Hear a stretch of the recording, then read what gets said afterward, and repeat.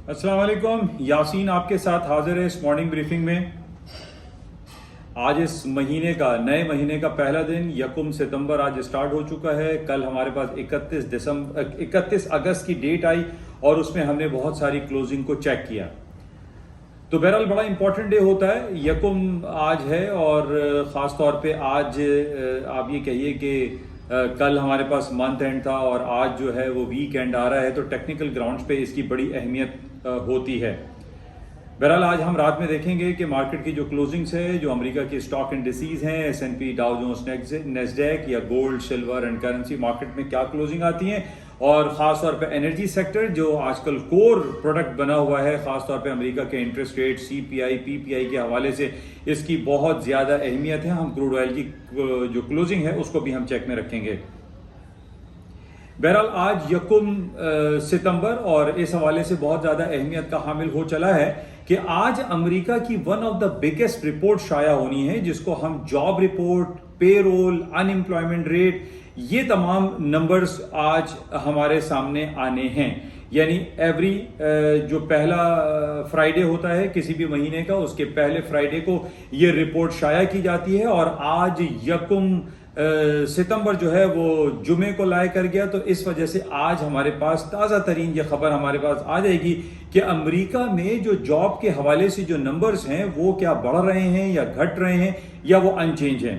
तो ये बहुत बड़ी रिपोर्ट होती है और इस रिपोर्ट के आने के बाद हमें ये मालूम है कि मार्केटों में एक भौचाल जैसी कैफियत रोनुमा होती है, चाहे वो गोल्ड, सिल्वर, करेंसी, स्टॉक्स, कोई भी आइटम हो, इसके अंदर बहुत ज्यादा मूवमेंट आ जाती है। इवन के जो क्रूड ऑयल, एनर्जी सेक्टर आपके हैं, उसके अंदर बहुत ज्यादा मूवमेंट देखी जाती है। क्रूड ऑयल के मैं जिक्र इसलिए ज्यादा करता हूं क्योंकि आजकल जितनी भी इंटरेस्ट रेट के हवाले से जो बातें होती हैं उसमें क्रूड ऑयल की अहमियत बहुत ज्यादा होती चली जा रही है। क्योंकि जैसे जैसे क्रूड ऑयल की प्राइसेस ऊपर की तरफ जाती हैं उसमें हमारे पास ये इम्कानात वाज़ेह होते चले जाते हैं कि अमेरिका आइंदा अपने इंटरेस्ट रेट को बढ़ा सकता है। क्योंकि जाहिर है एनर्जी सेक्टर पे पूरी दुनिया खड़ी हुई है और जैसे जैसे पेट्रोल की प्राइसेस, एनर्जी सेक्टर की प्राइसेस ऊपर की तरफ जाते हैं, महंगाई बढ़ती है। जब महंगाई बढ़ती है तो कंज्यूमर प्राइस इंडेक्स बढ़ता है। कंज्यूमर प्राइस इंडेक्स बढ़ने को कंट्रोल करने के लिए किसी भी जो मुल्क है उसका जो सेंट्रल बैंक है वो अपने शरह सूद को बढ़ाता है। तो बहरहाल आज एक बहुत बड़ा दिन है, एक बहुत बड़ी रिपोर्ट है और हम तमाम लोगों को इसको चौकन्ना रहते हुए इसको चेक में रखना पड़ेगा कि आज अमेरिका के जो नंबर्स आने हैं, जो जॉब रिपोर्ट आनी है, जो अनएम्प्लॉयमेंट रेट है, जो नॉन फार्म पेरोल है, उसके क्या आदाद शुमार शाया होते हैं। तो बहरहाल it's a very very important report है। मेरी आप तमाम लोगों से गुजारिश है कि इस रिपोर्ट के आने से पहले कोई बड़ी सरमायाकारी ना करें, कोई बहुत बड़ी इन्वेस्टमेंट ना करें, कोई बड़े काम में आप जो है वो इन्वॉल्व ना हो। पहले इस रिपोर्ट को आ लेने दें, उसके बाद आप अपने पोर्टफोलियो को मैनेज कीजिए, क्योंकि इसमें कुछ भी हो सकता है। अगर मैं आपको ये कहूं कि जनाब अमेरिका की जो पेरोल की रिपोर्ट है वो बड़ी जबरदस्त आ रही है या बहुत खराब आ रही है, तो ये कुछ कहना कबल अज़ वक्त है। हालांकि जो हमारे पास नंबर्स इशू हो रहे हैं NFP के, नॉन फार्म पेरोल के, वो 1,70,000 यानी वो डिक्लाइन कर रहा है। पिछले महीने 187 के 1,87,000 के आदाद शुमार थे जो कि 17,000 कम होकर आ रहे हैं। तो इसमें हम ये कह सकते हैं कि अमेरिका की स्टॉक्स में थोड़ा सा गिरावट आ सकती है। लेकिन हमारे पास जो डिफरेंट दूसरी जो खबरें आती हैं वो दूसरी खबरें जो है बाजारों को ऊपर लेके जा रही हैं, जिसमें पिछले एक हफ्ते से 10 दिन से मैं आपसे ये जिक्र करता चला आ रहा हूं कि अमेरिका की एक नई कंपनी जो कि पिछले 10-20 दिन पहले कह लीजिए या महीने 2 महीने पहले जो है इसका इतना ज्यादा चर्चा नहीं था जितना चर्चा अब हो रहा है, और वो है एनवीडिया। एनवीडिया वो कंपनी है जो कि ग्राफिक प्रोसेसिंग यूनिट क्रिएट कर रही है, बिल्कुल इसी तरीके से जैसे पहले हम देखते थे कि इंटेल इनसाइड का प्रोसेसर या मदरबोर्ड जो है वो लगा करते थे आपके कंप्यूटर में, मोबाइल में या आपके गैजेट्स में। लेकिन आज जब से आर्टिफिशियल इंटेलिजेंस, ओपन आई, ये चैट जीपीटी की बातें जब शुरू हुई हैं, तो हम ये देख रहे हैं कि जो ग्राफिक प्रोसेसिंग यूनिट है इसकी मांग में बड़ी तेजी से इजाफा हो रहा है। अच्छा, इसकी मांग में इजाफा सिर्फ हम ये नहीं देख रहे कि एक लिमिटेड सर्कल है वहां पर इसकी, बल्कि आप कंस्ट्रक्शन इंडस्ट्री को देख लें, आप आर्किटेक्ट को देख लें, आप मीडिया को देख लें, आप इसके अलावा जो डिफरेंट जो एप्लीकेशंस हैं, जो डिफरेंट सोशल साइट्स हैं, जिसमें आप फेसबुक है, एक्स जिसको पुराना नाम ट्विटर है, यानी फेसबुक है, ट्विटर है, नेटफ्लिक्स आप ले लें, या अल्फाबेट, गूगल, एप्पल, अमेजॉन, यानी जितनी भी कंपनीज हैं, जितनी भी आईटी इंडस्ट्रीज की जो कंपनीज हैं, उसके अंदर एनवीडिया के जो ग्राफिक प्रोसेसिंग यूनिट है उनका इस्तेमाल बढ़ता चला जा रहा है। आज से 3 महीने पहले इस एनवीडिया के शेयर्स की कीमत $200 से $250 थी, आज इसकी कीमत $500 अबूर कर चुकी है या $500 तक चल रही है। और ये कहा जा रहा है कि एनवीडिया, चूंकि ये ग्राफिक प्रोसेसिंग यूनिट हर आइटम में, हर इलेक्ट्रॉनिक गैजेट्स में इस्तेमाल हो रहा है, इवन के रोबोटिक्स हो गए, आपके व्हीकल्स हो गए, हर जगह इसका इस्तेमाल हो रहा है, तो इस वजह से इसकी कीमतों में मजीद इजाफा हो सकता है। Nvidia is the fastest growing company at the moment, और इसकी वजह से, इसके बढ़ने की वजह से हम देख रहे हैं कि पूरी दुनिया की स्टॉक मार्केटों में भी दोबारा ऊपर तेजी आ गई है। इसके साथ साथ हम सोने और चांदी और कॉपर की कीमतों में भी देख रहे हैं कि इजाफा होता चला जा रहा है। जैसे कि मैंने आपको पहले भी ये कहा था कि जब भी ये इलेक्ट्रॉनिक आइटम की जो डिमांड में इजाफा होता है या इनकी अर्निंग रिपोर्ट अच्छी आती है, लाइक एनवीडिया की जो रिपोर्ट बड़ी जबरदस्त आई और इसके 88% इसके ओवरऑल जो रेवेन्यू जनरेशन में इजाफा हुआ, इसके ईपीएस में इजाफा हुआ, तो इसकी वजह से हम देख रहे हैं कि अक्रॉस द बोर्ड जो टेक इंडस्ट्रीज हैं उसके अंदर बड़ी तेजी से इजाफा होता चला जा रहा है। अच्छा, जब स्टॉक्स में तेजी आती है तो जाहिर है कि एक आम आदमी की जो वैल्यूएशन होती है, जो उसने अपने पोर्टफोलियो को मैनेज किया हुआ होता है, वो भी ऊपरी सतहों पर चले जाते हैं। जब वो ऊपरी सतहों पर जाते हैं तो हम ये देखते हैं कि पेट्रोल की कीमतों में भी इजाफा होता है, सोने चांदी की कीमतों में भी इजाफा होता है। सोने चांदी की कीमतों में इजाफा मैंने आपसे पहले जिक्र किया था कि जितने भी ये हाई टेक व्हीकल्स जो कंपनीज हैं, या जो मैंने आपसे नाम लिए, जो $1 ट्रिलियन कंपनीज बन चुकी हैं, Apple, Amazon, alphabet, Google, Facebook, Netflix, ये जो कंपनीज हैं, इन कंपनीज में सोने चांदी का इस्तेमाल ज्यादा हो जाता है। इसी तरीके से जब हम ग्राफिक जीपीयू की बात करते हैं, ग्राफिक प्रोसेसिंग यूनिट की, इसमें भी गोल्ड, सिल्वर, पैलेडियम, प्लैटिनम, तमाम मेटल्स का इस्तेमाल होता है। तो जाहिर है कि जब इन कंपनीज की कीमतों में इजाफा होता है, इन कंपनीज के शेयर्स में इजाफा होता है, तो गोल्ड, सिल्वर, पैलेडियम, प्लैटिनम, हर चीज में इजाफा हो जाता है। तो बहरहाल आज हमारे पास ये जो रिपोर्ट आने वाली है, जिसको पेरोल का नाम हमने दिया हुआ है या अनएम्प्लॉयमेंट रेट के हवाले से, it's a very very important report है। इसको आप लोग बड़े क्लोजली वॉच करें। पाकिस्तानी वक्त के मुताबिक 5:30 बजे ये रिपोर्ट आएगी और इसको चेक में रखें कि क्या रिपोर्ट आती है, और जो कि हमारे पास फोरकास्ट ये आ रही है कि थोड़ी सी रिपोर्ट खराब आएगी, लेकिन इसका कुछ कहना कबल वक्त होता है, क्योंकि जैसे 1,70,000 की फोर्स का की जा रही है, अगर 1,75,000 आ जाता है तो मार्केटों में बहुत ज्यादा तेजी आ सकती है। अपार्ट फ्रॉम दिस के प्रीवियस जो है 187K था, लेकिन इसको आप क्लोज चेक करें कि 5:30 बजे क्या रिपोर्ट आती है। अच्छा, इसके अलावा आज अर्ली मॉर्निंग हमारे पास जो खबरें थी, चूंकि आज 1 सितंबर है और ये सितंबर का महीना बड़ा इंपॉर्टेंट आ गया है, क्योंकि इस सितंबर के महीने में यानी 19 और 20 तारीख को अमेरिका के इंटरेस्ट रेट का अनाउंसमेंट है, FOMC मीटिंग है, तो it's a very important month है।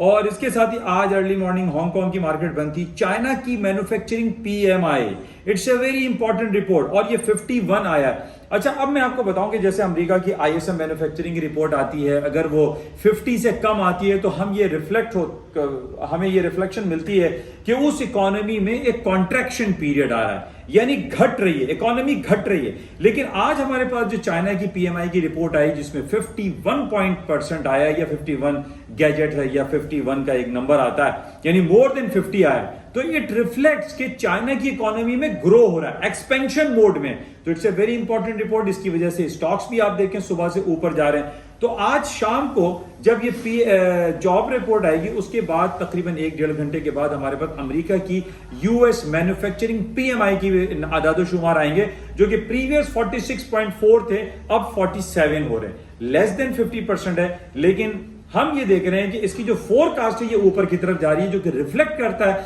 कि अमेरिका की स्टॉक मार्केट में भी पोटेंशियल एग्जिस्ट करता है और अमेरिका की स्टॉक मार्केटों में तेजी के इम्कानात मौजूद हैं, क्योंकि मैन्युफैक्चरिंग PMI प्लस में आ रहा है।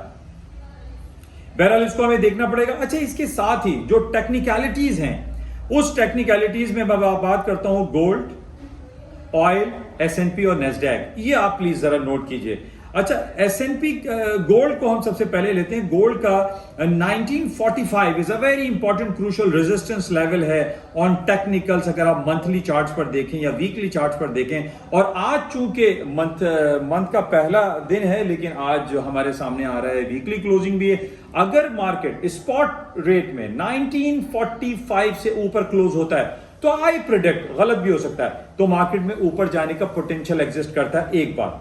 तो बहरहाल इसको आप लोग देखिएगा। दूसरा हम आ जाते हैं 8250 का लेवल है क्रूड ऑयल का। 8250 के ऊपर, जो कि अब तो बहुत ऊपर $2 ऊपर आ गया, 8450 चल रहा है। अगर मार्केट 8250 के ऊपर क्लोज होती है तो इट मींस के तेल की प्राइसेस मजीद ऊपर की तरफ जा सकती हैं, क्योंकि इसके अंदर पोटेंशियल एग्जिस्ट कर रहा है। जिस तरीके से हम देख रहे हैं कि एनवीडिया और जितनी भी टेक इंडस्ट्रीज हैं, जब इनके शेयर्स बढ़ रहे हैं तो ओवरऑल आपका नेस्डैक, S&P, डाउ जोन्स, इनके शेयर्स भी ऊपर बढ़ते चले जा रहे हैं।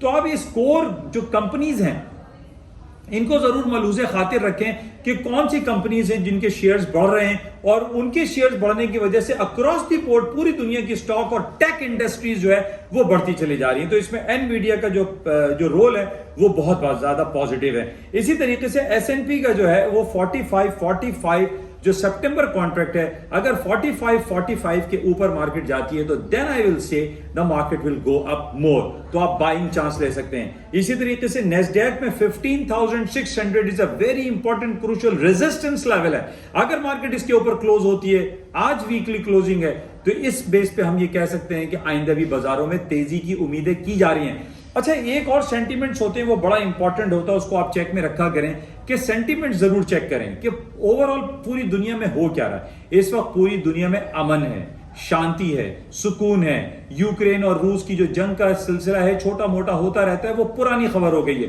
कोई ऐसी नई नेगेटिव खबर नहीं है जिस बेस पे हम ये कहें कि जनाब अमेरिका के स्टॉक्स गिर जाएंगे, क्रैश कर जाएंगे। ओवरऑल मार्केटों में तेजी के इम्कान ज्यादा दिखाई दे रहे हैं कि ओवरऑल मार्केट में जो पॉजिटिव सेंटिमेंट्स हैं because of the tech industries, उसकी वजह से, या टेक इंडस्ट्रीज में जो सर फहरिस्त है, एनवीडिया में आपसे बार बार जिक्र कर रहा हूं, एनवीडिया की वजह से आप देखें टेक इंडस्ट्रीज पॉजिटिव है और इसकी वजह से एक पॉजिटिव सेंटिमेंट्स क्रिएट हो रहे हैं और मार्केटों में तेजी के इम्कान मजीद दिखाई दे रहे हैं।